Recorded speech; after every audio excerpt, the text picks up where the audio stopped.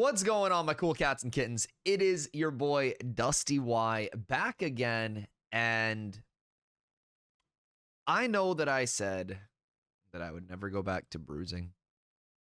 I know that I said that it may be done. And I also know that I've never ever said this before, but I might have been wrong.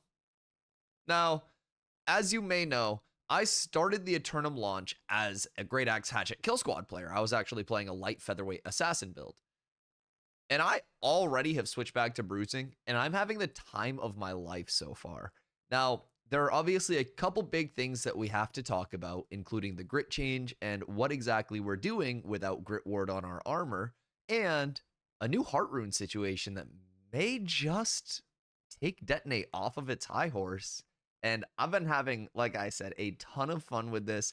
I think I've put together one of the best setups that you can have for a bruiser right now, and my results have spoken for it so far. So stay tuned. I'm going to take you through my entire Aeternum Bruiser build. I hope you guys have fun. If you have any questions along the way, make sure to leave a comment down below. And as always, like and subscribe so you can stay tuned on all of the DustyWhy content. So let's get started with the basic role of a bruiser. A bruiser is a medium armor, 300 strength, 300 constitution, for now, Great Axe Warhammer build. This build excels at area control, being the front line, and being a front line that fights back. We have a couple primary combos, with Gravwell and Maelstrom being our Great Axe combo, and Shockwave with just about anything else being our hammer combo. Both of these weapons are very, very strong in clumps, and the tankiness of our high constitution plus our medium armor with all of the defensive perks that we use allow us to sync up with a group and live in clumps for longer than pretty much every other class. Now, we get to the primary issue of Bruiser with Aeternum launch, grit. Grit was a mechanic in the game that was previously tied to 300 constitution, which read basic melee attacks gain grit. Grit as a whole makes your character immune to staggers and knockdowns during the time that your grit is active.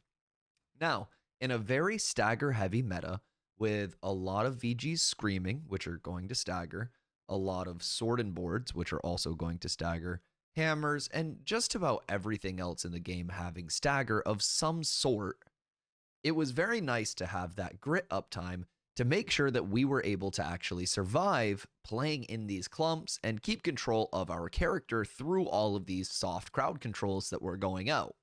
In Aeternum, the 300 constitution perk was changed to gain grit while charging and performing heavy attacks. Now, initially, a lot of people were under the assumption that all you had to do was spam heavies and you would have grit all the time. Unfortunately, that's not the way that it works. New World has no way to differentiate between the tap of a left click for a light attack or holding a left click for a heavy attack until you are past the light attack threshold in the animation. Once you surpass that point, you then gain your grit. But unfortunately, even if you are using exclusively hammer heavy attacks, you still only have grit about 30% of the time. So we've had to make some adaptations to really play around that lack of grit. A lot of the time we're just rolling around on point, trying to figure out the safest place to play and actually get abilities off. But I think I've got a couple good things planned out that we're going to cover in this guide. So let's get into the gearing and what makes this bruiser build so unique compared to those of the past. Let's get started with the root of all things with this build, our attributes.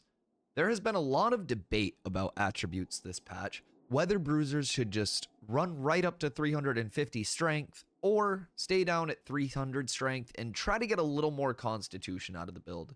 Now, I've done a lot of testing so far, and my personal preference is to sit at that 300 strength threshold, work your way up to 300 constitution as you get the gear score, and then you pump the rest into strength until your endgame ends up at 350 strength and 300 con.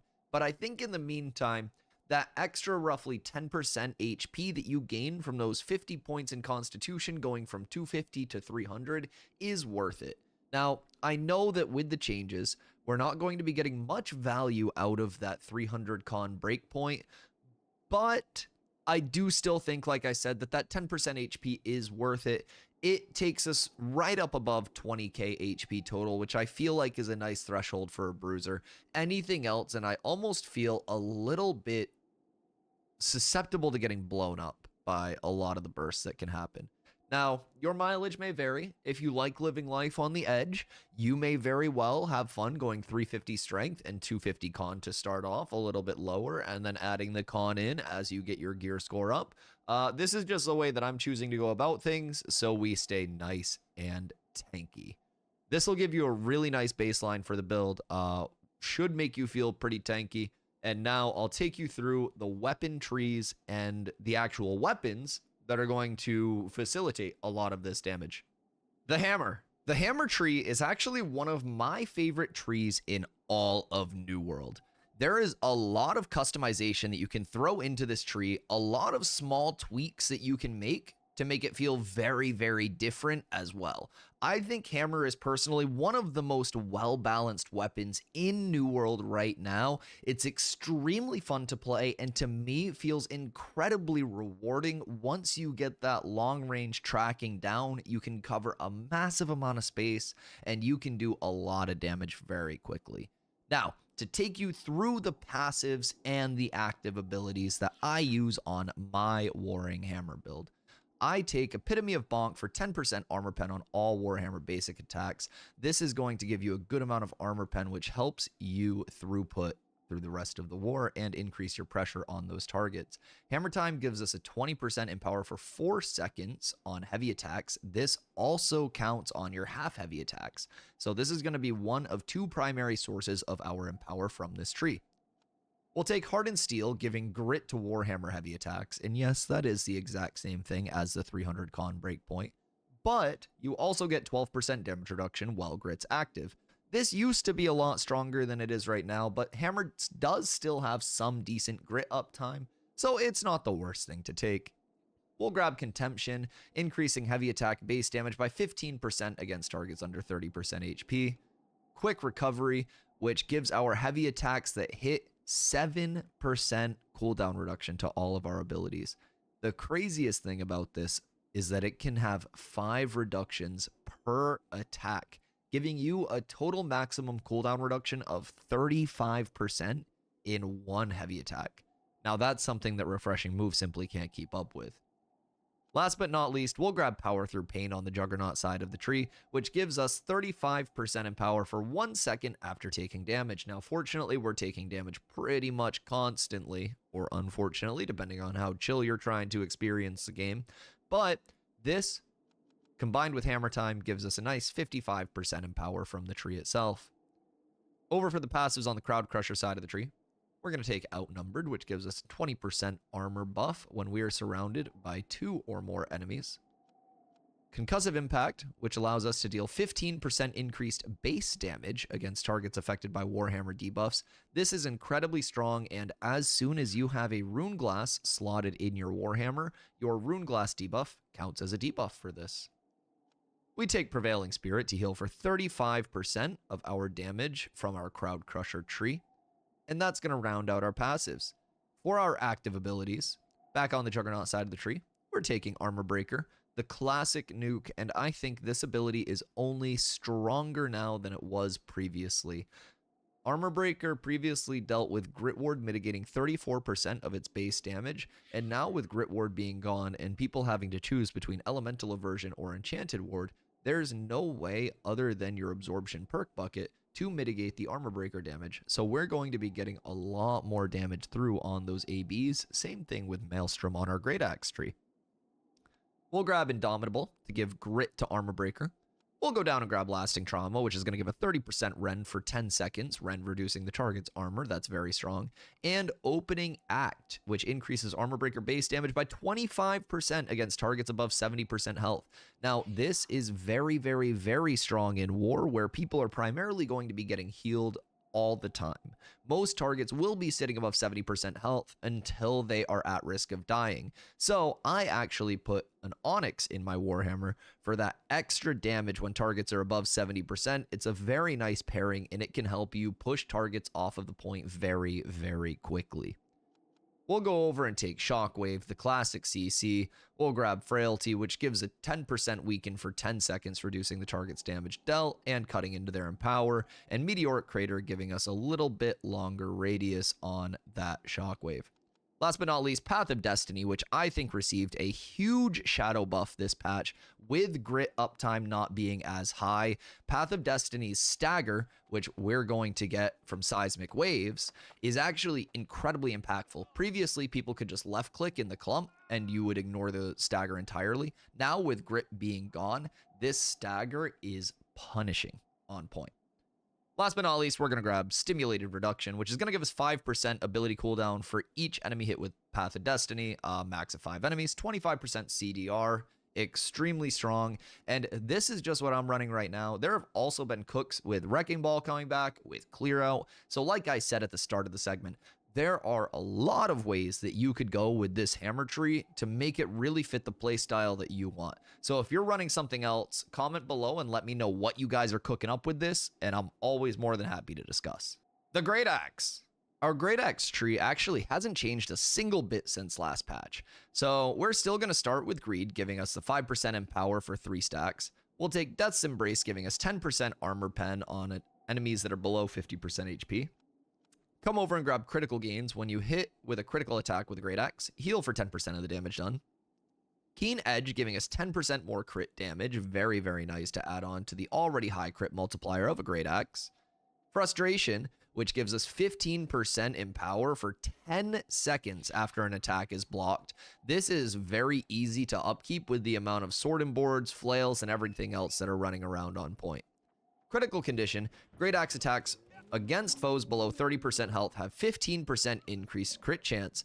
This is another one that's very strong for finishing enemies off in those collapses when you pair it with the rest of that bonus crit damage.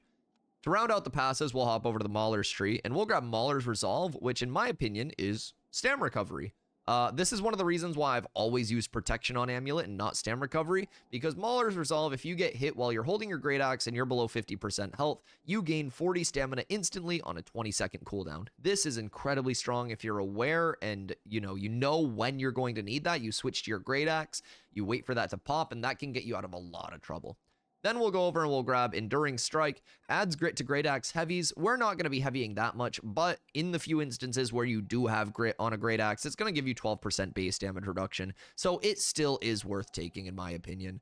We'll then slide down to Crowded Protection. While you have your Great Axe out, gain 20% armor when 3 or more enemies are within 4 meters, and Center of Attention. Same thing, but 10% damage instead of armor. For our active abilities, we're just going to grab the one-off point in Charge because these two nodes are absolute dookie. Then we'll grab every point in Maelstrom. Maelstrom going to be our primary part of our combo. Pulls people in, consumes all enemy projectiles, gives us grit during the first spin, which is the only grit that we get during the combo, and it's going to be our primary source of damage. Then the classic Gravity Well. Now this is a long cooldown, so make sure you're getting value out of each grab that you throw, but we're going to grab both of these nodes as well underneath to give our grab 10% more burst damage for each enemy caught in the vortex up to 5 targets, and allies gain 10% fort while standing in the Grav Well. Now this isn't incredibly strong, but the Great Axe tree is kind of short on some valuable options to fill a couple of these points. So if you change anything up with your Great Axe tree, let me know in the comments below kind of where you're going with it, and I'm more than happy to talk about it. Now for our armor set. This is a work in progress. I've been back on Bruiser for about 2 weeks now, so my gear is not going to be entirely min-maxed, nor is it going to be 725. I will include a New World Buddy link down below in the description for my endgame gear choices, so make sure you go check that out, or pop over to twitch.tv/DustyWhy, where I live stream every single day. No, really, I've been live over 500 days in a row now, and you can pop by starting at 2 p.m. EST to get all of your questions answered, see my build in action, and follow along with the daily PvP. So, with that being said, let's get into this armor set.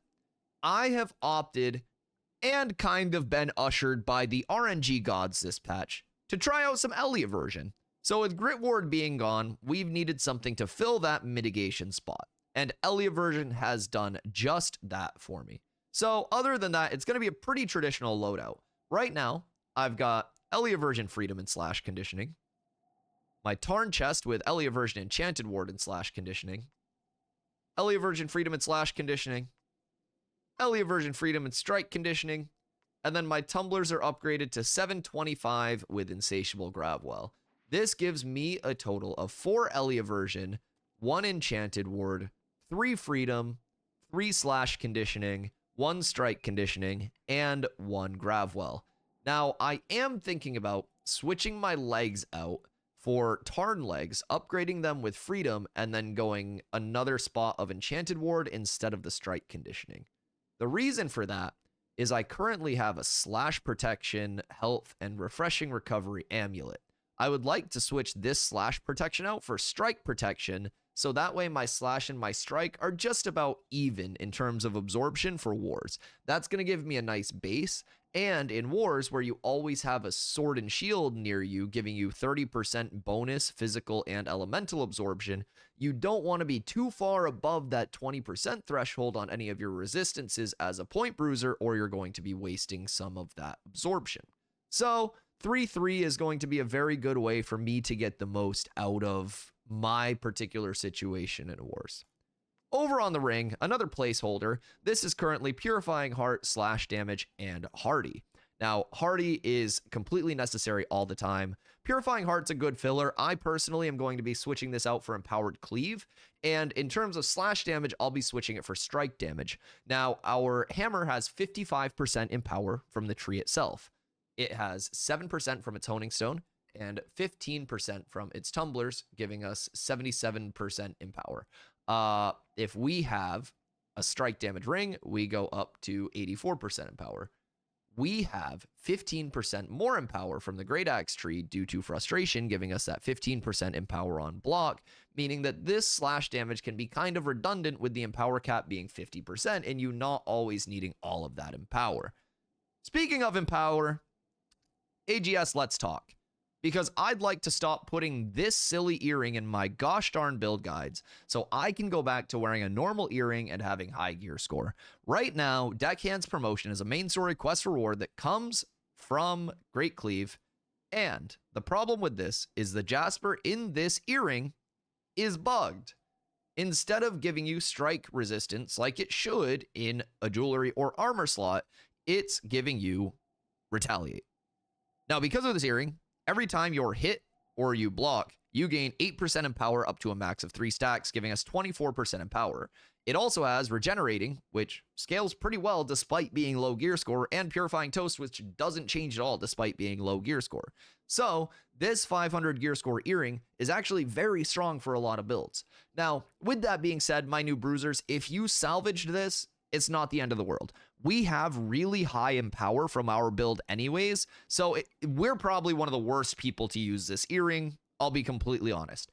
But I'm still showing it here with the hope that AGS sees this and takes it out of the game so I can stop ranting about it on stream every day, because it is something that's broken, and in some builds, it's really freaking strong. So, with that being said, let's go back to the weapons. I think in terms of your 2 perk, for any of my people still gearing out, Plague Strikes and Sundering Shockwave are going to be your best 2 perks for your hammer. You add on a damage perk from there. Shirking Frost is a really good budget option, or any shirking really. I think the 2 best perks right now are Trenchant Strikes and Thwarting Strikes. You do still have enough grit during your heavy attacks, your Shockwave, and your Armor Breaker to benefit from Thwarting Strikes. Trenchant Strikes, the classic that gives you the more damage on your heavy attacks, including half heavies. So either of those, in my opinion, are our 2 S tiers. Now, in terms of the Great Axe, I do believe I've cracked the code here. We've got Refreshing Move and Maelstrom as the 2 perk, and you are just adding on a 3rd perk from there. So I've chosen Vicious. Now, with our Great Axe tree, our crit damage multi goes from 1.3 to 1.4. Vicious takes it from 1.4 to 1.47. Now, this means that our crits are actually quite substantial, and we will benefit from the bonus damage of those. So, Vicious is a really good option. Pretty much any damage perk, though, is a really good option for that Great Axe. Now, quite possibly the most impactful change so far is Brutal Stone Form instead of Detonate.